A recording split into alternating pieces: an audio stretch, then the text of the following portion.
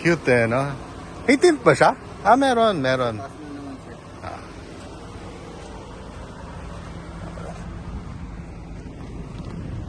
Lipa Milya.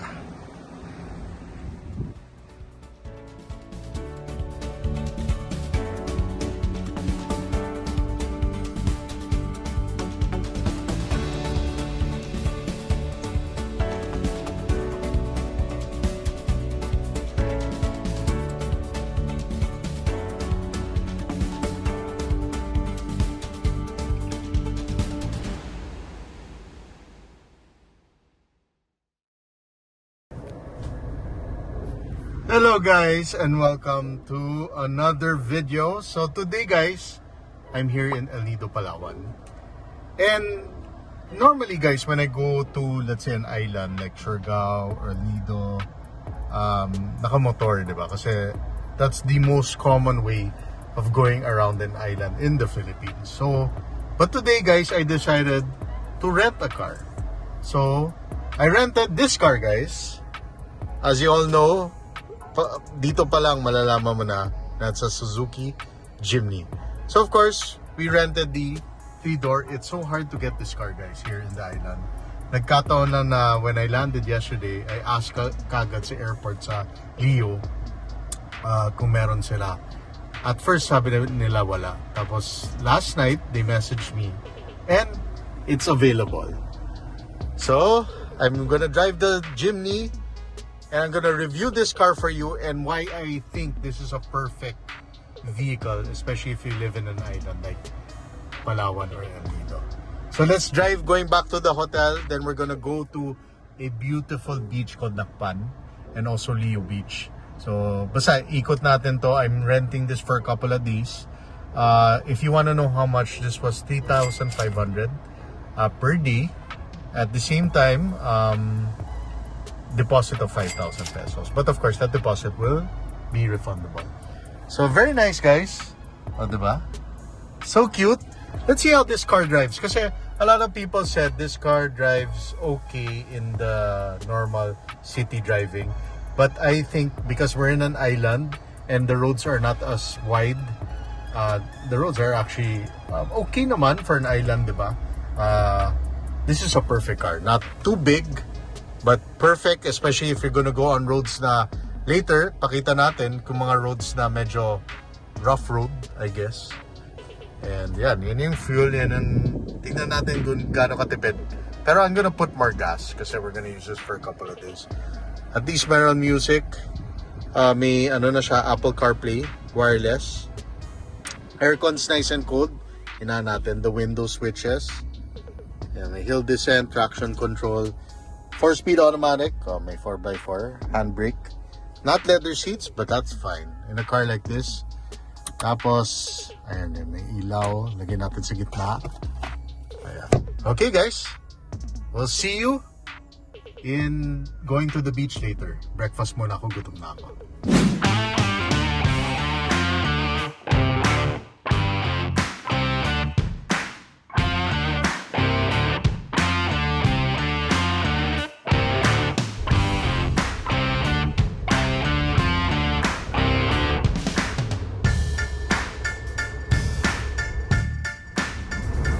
Guys, so we're here driving, going to Nakpan Beach. So that's also the reason why we rented this car, because we wanted to drive it from our hotel, which is Funny Lion, all the way to Nakpan Beach, which is around, guys, mga 30-35 minutes. So ang ganda ng roads. Actually, the roads are nice. Dire-diretso, wala naman traffic. Hindi ko gaya ng Manila, guys. So if you're in Palawan, I think this is the perfect car to rent. Jimny talaga, no?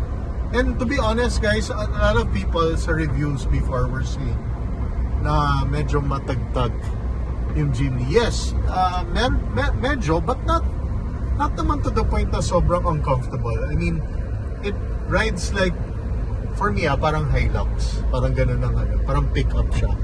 But of course, the appeal of this, because it's a shorter car and it's easier to maneuver, it's smaller. Parang siyang toy car talaga. It's really fun to drive, guys. And it's gas, obviously. So, mas matipid siya in terms of fuel efficiency, especially in the highway. And maganda siya. Malakas naman yung aircon, guys. I also watched a lot of reviews before that the aircon is not good, but it's really hot outside, guys. It's 33 Celsius. Number 3 yung fan, malamig naman. Actually, kung kahit ito mo, okay naman. It's actually cool. It's not the fastest car, obviously, kasi guys, 1.5 naturally aspirated engine lang siya. It only has 100 horsepower, and I think the torque is under 200, mga 140. Or mga ganun 140, 150 Newton meters. 4-speed automatic, but I think the 4-speed automatic goes very well. May hill descent, may traction control off, tapos yung power windows, fully automatic dito. Ayan guys, oh. Okay naman. Mainit so aircon tayo. Hey guys, so I think this is a perfect city car and a perfect car if you live in the province. Even on long drives, pwede na to. Kung dalawa lang magkayo. Look at the luggage. Guys, you could fold naman the seats at the back. But if you have the money for the 5-seater, is it worth the money, guys? Yun ang problema. Kasi the 5-seater of this car, I think it's the top of the line is already 1.6 lampas. So quite expensive because you could get a Ford Ranger Wildcat for that price, which is a bigger car. But if you really want a Jimny, by all means get one. But for me, I love the appeal of the 3-door, which this is. Mas maganda yung 3-door for me. Mas sporty tignan. Hey guys, just running 70 to 80 kilometers. You don't really have to drive fast here kasi wala nga traffic. And yeah guys, if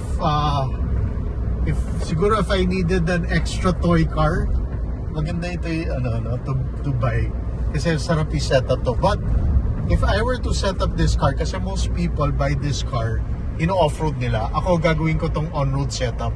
So I would make the suspension, the tires, and the braking system more for our cement or asphalt roads instead of off-road kasi hindi naman ako nag-off-road. Yun guys, so we'll just go to Nakpan and we'll see you guys there.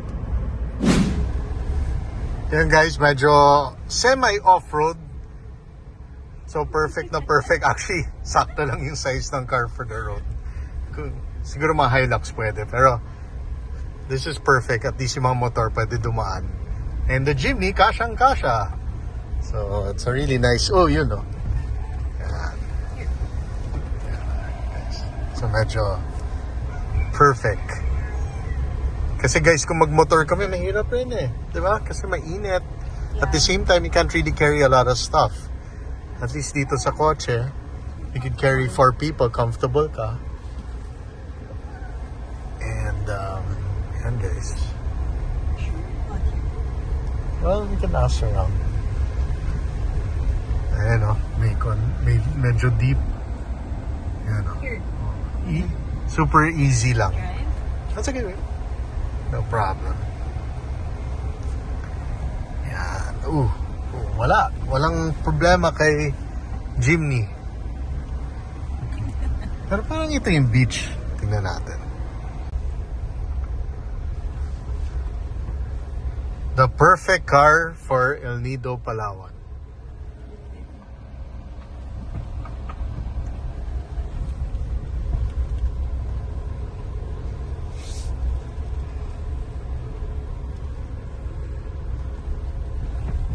Kung magmotor, ang hirap. Yeah. Diba? Actually guys, you don't even need to put it on 4x4. 4x2 pwede na. What's this? 4x4. 4 low, 4 high. Okay, we're here. Sayang walang reverse camera. There's no reverse camera. Okay lang, malit naman It's funny when you're so used to reverse camera, reverse sensors. Yeah. Diba, babe?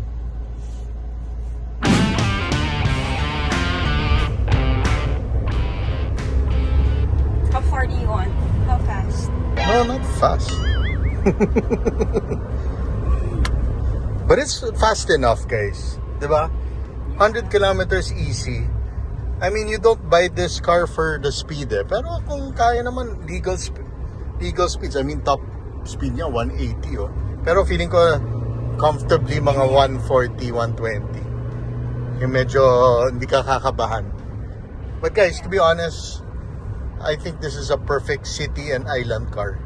Kung hindi ka naman naglo-long drive masyado and you don't bring a lot of stuff or a lot of passengers, kasi of course this one is small unless you get the 5-door version of this. This one's the 3-door, but I like the 3-door eh. Mas may appeal for me yung 3-door talaga. Kasi it was really designed as a 3-door, not a 5-door. So, yeah. It's like a toy, babe. Yeah, it's a toy, no? But it's light naman. It's very light. To think that's not even electronic power steering, guys. Hydraulic. Yeah, it's still hydraulic. Because the car is so small, so it's easy to toss around talaga. Ay, yun. Oh, slow down. Whoop, whoop.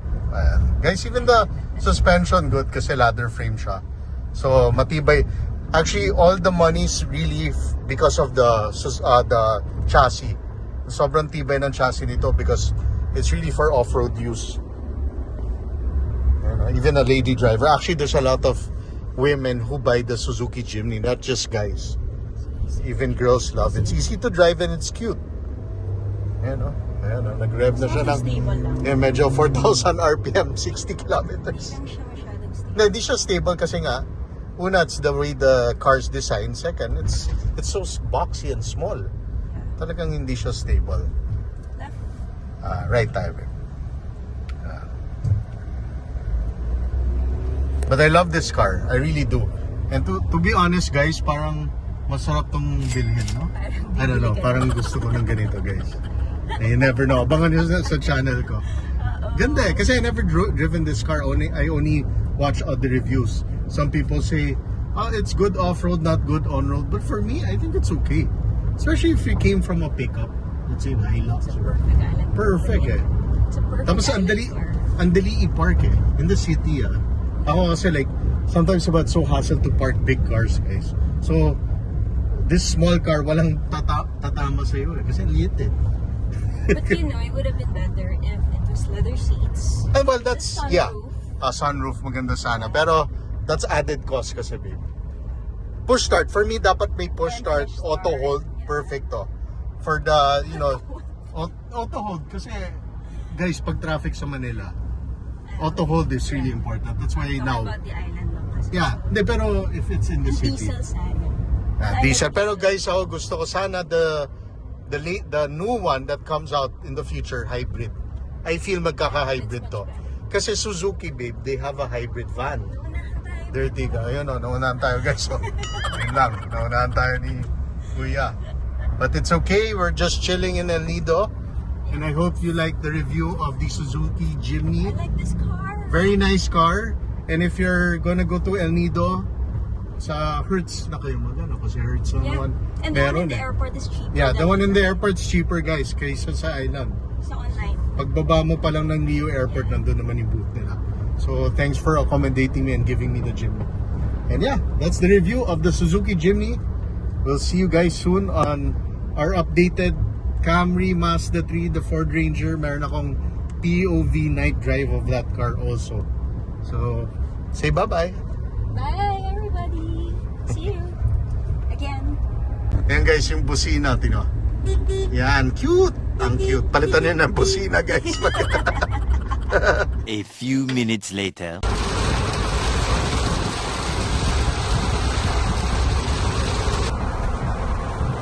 No problem, guys. That's why you buy a small 4x4 super unique car. Places like this, the roads are not that big. And walang road basically, guys. Hindi siya sementado. But look, dali lang siya. Pag kotse to, guys, kawawa to. Sira-sira na yung ilalim, yung bumper mo for sure. Anyways. So now I see the appeal of the Jimny. It's for instances like this. Sometimes you don't know, guys. And now we're back on normal roads. Oh my goodness! Oh my God, Dooley Beach!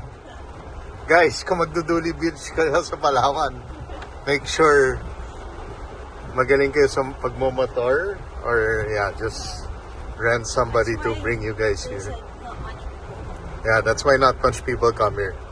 Is because of the roads. Especially now that it's raining. Pero with the jeepney, walang problema. You know, so muddy. Man.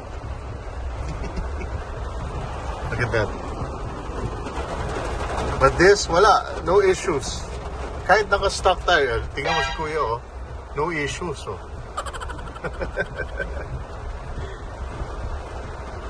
Yeah. But there's road naman.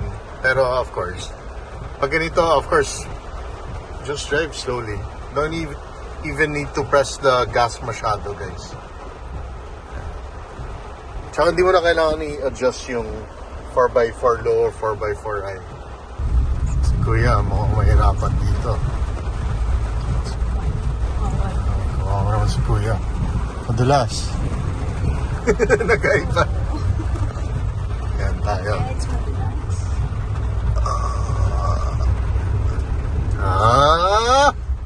We survived, guys. Traction control on. So dito, guys, you just have to drive slowly as it's muddy, guys, talaga. So kailangan mag-ingat. Ayan. Okay.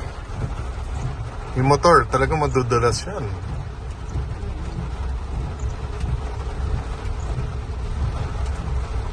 Sinulit na namin yung jeepney, guys. Sulit. Grabe pala going here. That's why pala.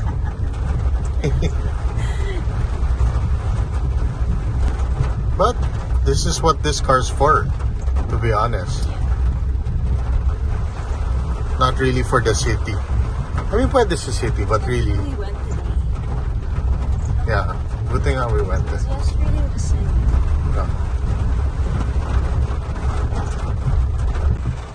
If it was another car, if you rented a Wigo, kawawa Wigo mo dito, guys. Ayun, oh, perfect size, oh. Dito talaga pang pick up.